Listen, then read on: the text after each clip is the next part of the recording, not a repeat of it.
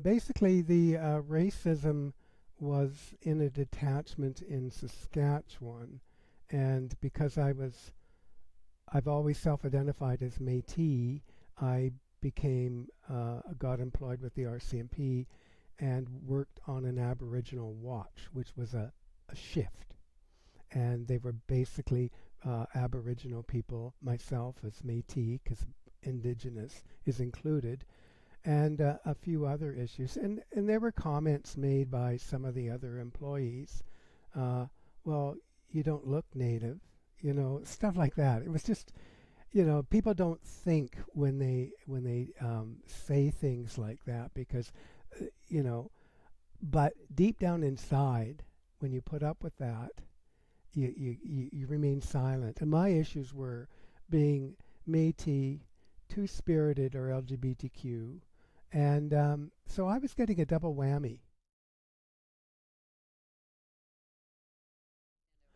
There was one where one of the members in the Aboriginal Watch was leaving it, and there was a kind of a going away thing they were doing for him, and somebody decided to put my name down on the donation sheet with a big zero on it, and I just, I didn't say anything. I kept a copy of that. I still have it, in fact, and during another time, one of the officers' wives didn't want to walk out to her vehicle after there was a party for going away. And she complained to me. She says, I'm too afraid of the Aboriginal people here. And I just went, those things stick in your mind and it bothers you after a while. And of course, with all of the harassment and all of the PTSD and everything that goes with it, you don't forget.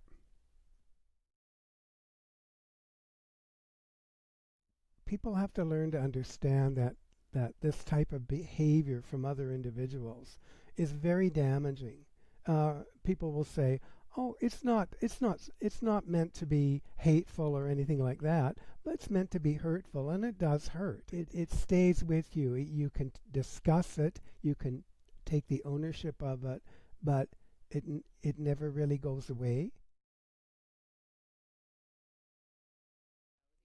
The confidentiality NDA was about 2008 or 9. I think it was 2009 when it was mediated. It was a terrible session, and the remarks that were made were, oh, "It's not you. It's not your work ethic." Well, what the hell is it? And that stuck with me, and it's to this day it still does.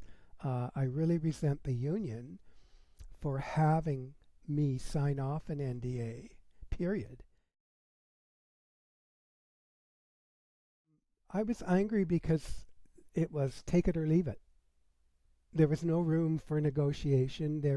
I didn't really negotiate. I didn't, if I had anything to say, it was thrown off the table.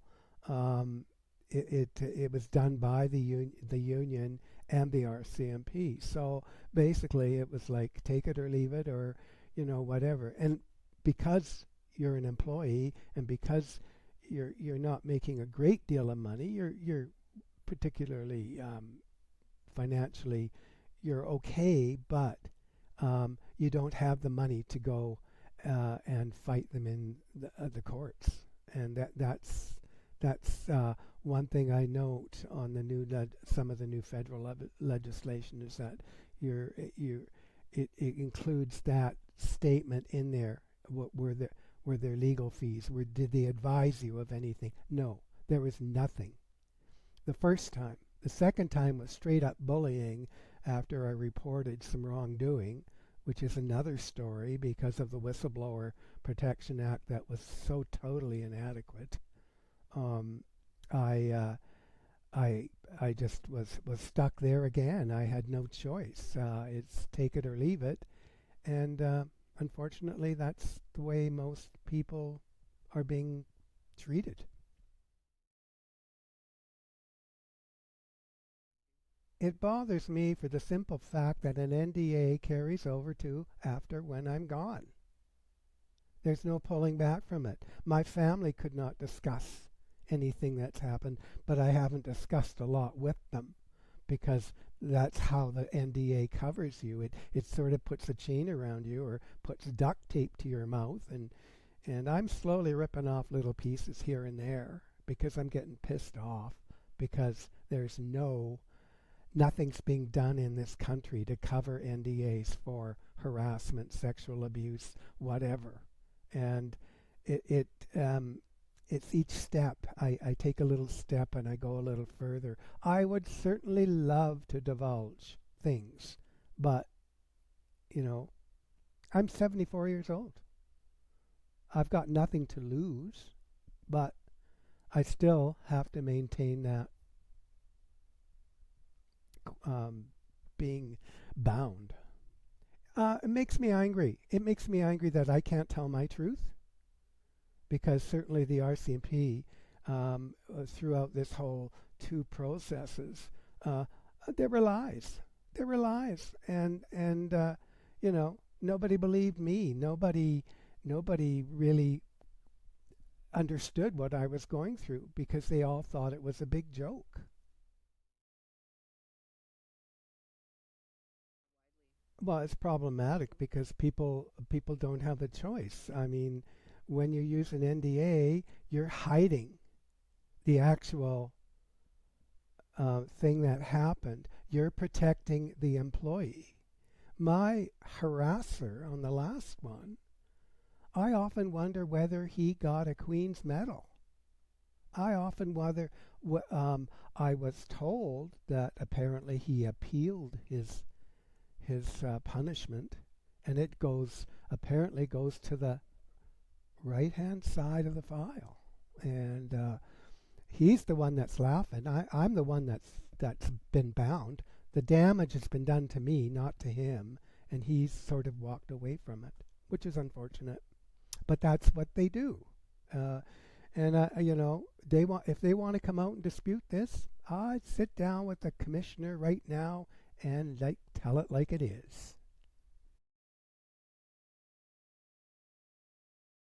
The whole issue of NDAs in any situation where it's including Indigenous people or BIPOC people is that they've been doing it for so long that it's become the norm. And it's time this all stops because it's just I just find it offensive, and to think that I'm being controlled um, by this type of behavior by an employer, especially a government employer. I went through the LGBTQ purge, and I fought back there as well. And it's kind of like we're all fighting this battle, but nothing's getting done.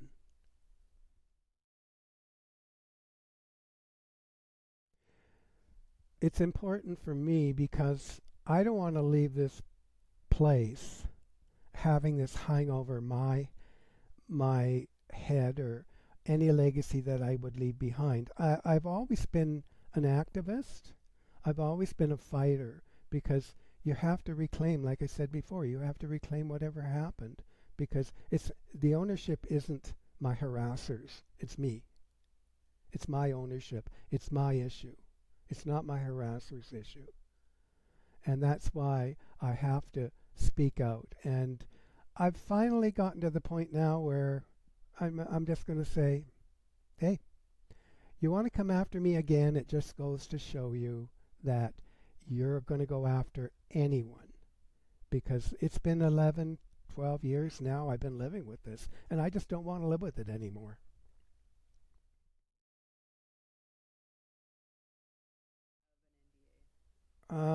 I would document everything that you've done. I would say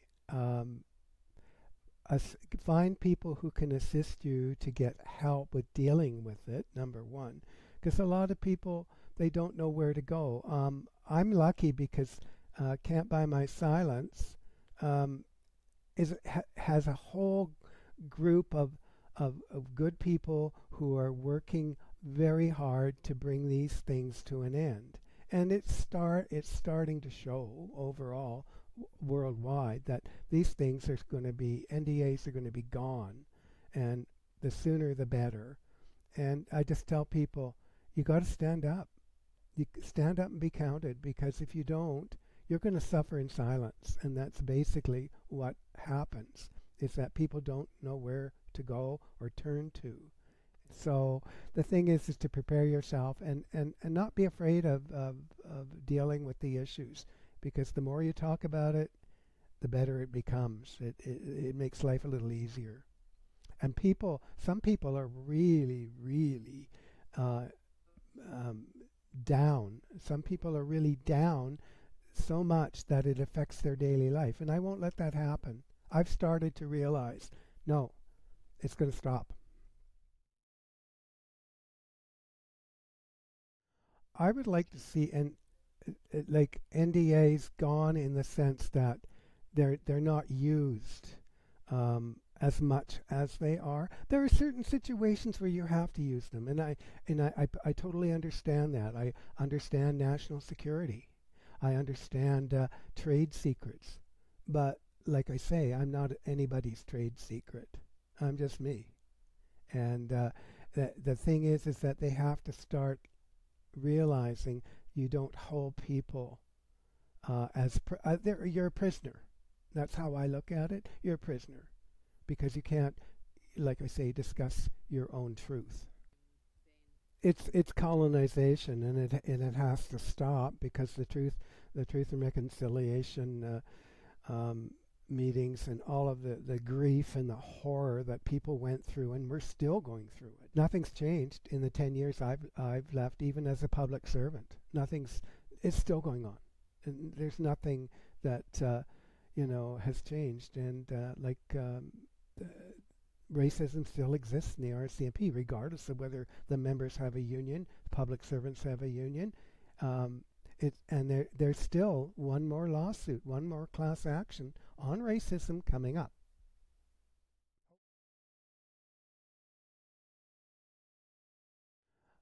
After we did Bill C-20, we've decided to take on NDAs now, and we're going to do that through